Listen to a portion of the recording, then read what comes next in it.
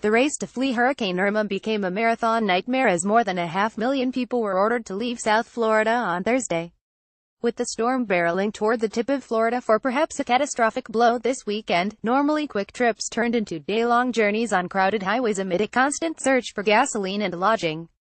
Airline seats out of Florida were in short supply as well. Mari and Neil Michaud loaded their 2 children and dog into their small sport utility vehicle and left their home near Cocoa Beach about 10 a.m., bound for an impromptu vacation in Washington, D.C. Using a phone app and calls to search for fuel along the way, they finally arrived at a convenience store that had gasoline nearly 5 hours later. The 60-mile trip up Interstate 95 should have taken an hour, Mari Michaud said.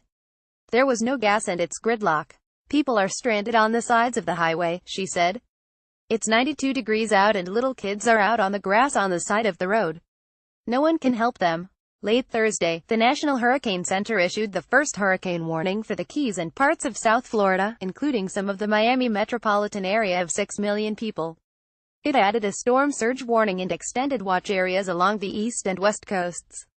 As people along the Atlantic coast anxiously watched the behemoth, Irma battered the northern Caribbean, killing at least 11 people and leaving thousands homeless after destroying buildings and uprooting trees. At least 31,000 people fled the Florida Keys, which could begin seeing wind and rain from Irma as early as Friday night, Gov. Rick Scott said. He noted the size of the powerful Category 5 storm, and told residents not to become complacent.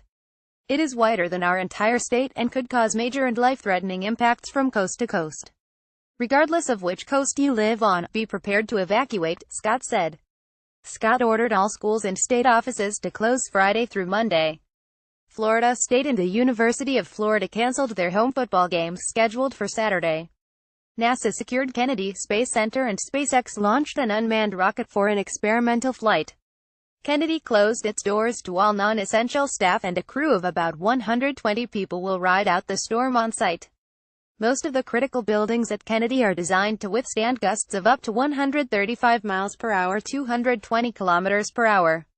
Irma's wind could exceed that if it reaches Cape Canaveral, with winds that peaked at 185 miles per hour, 300 kilometers per hour. Irma was the most powerful hurricane ever recorded in the Atlantic.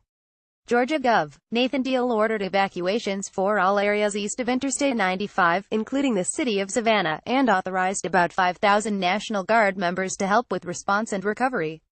Noel Marsden said he, his girlfriend, her son and their dog left Pembroke Pines north of Miami with plans to ride out Irma in Savannah, only to find the city was also shutting down because of Irma. Marsden isn't sure where they'll all end up.